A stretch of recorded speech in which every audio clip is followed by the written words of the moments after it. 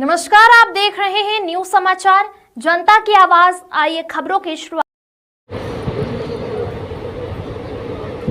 बड़े धूमधाम से मनाया गया सम्राट सुहेलदेव विजय उत्सव। आइए देखते हैं गोरखपुर से जिला संवाददाता सत्येंद्र अग्रहर की खास रिपोर्ट। जहां बात कर रहे हैं गोरखपुर की नगर पंचायत घगसरा बाजार गोरखपुर के एक निजी शिक्षण संस्थान पर सम्राट सुहेलदेव का विजय उत्सव कार्यक्रम आयोजित किया गया। कार्यक्रम के संयोजक समाज सेवी रामवचन चौरसिया ने विजय उत्सव पर प्रकाश डालते हुए कहा कि जब भारत विदेशी आक्रांता महमूद गजनवी के चपेट में था और उसका दुर्दांत सेनापति सैयद सालार मसूद गाजी भारत के विभिन्न मंदिरों व राजाओं को लूटने का काम कर रहा था, तब श्रावस्ती बहराइच के राजा सुहेलदेव ने 1034 ईस्वी में सैयद सालार को हराकर मौत के घाट उतार दिए थे।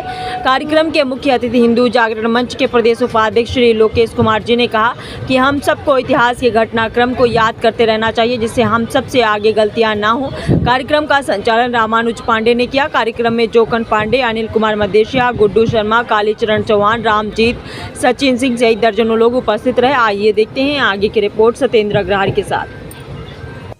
हमारी उस प्रकार की सरकारें उस प्रकार की दीवार खींचते थे। आज अहिल्याबाई होलकर को ध्यान में रख करके 300वां वर्ष हम लोग मनाए, हम सब मना रहे देश में।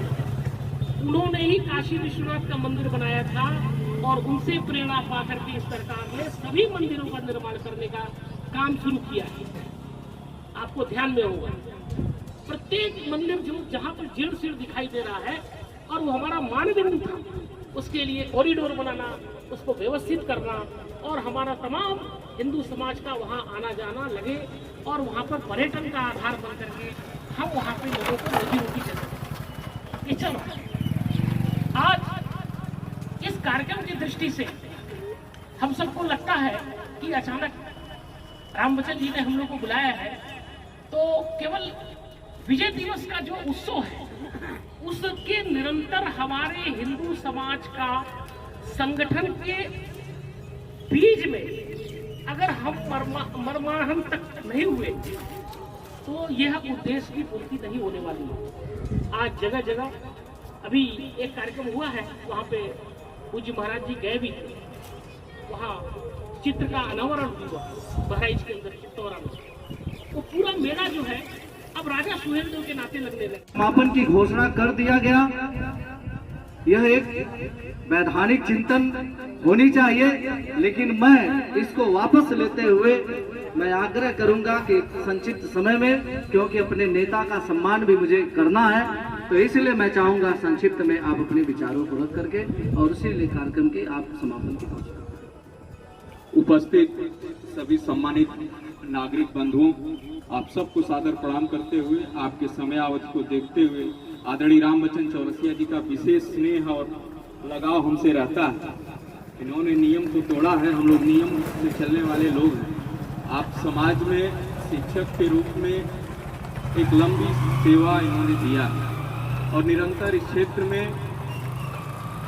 शिक्षा को लेकर के चिंतित रहने वाले ऐसे बड़े भाई रामवचन चौरसिया जी का इस कार्यक्रम में और इस कार्यक्रम के माध्यम से जो इन्होंने सोच व्यक्त किया है उसको मैं सलाम करता हूँ।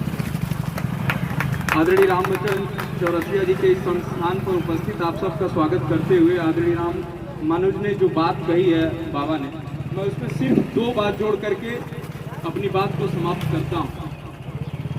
भारत लगातार कई आक्रांताओं के कालखंड में गुलाम रहा, लेकिन एक बात मैं बताना चाहता हूं कि अब भारत जो भूखंड है यह कभी भी पूर्ण रूप से गुलाम नहीं रहा।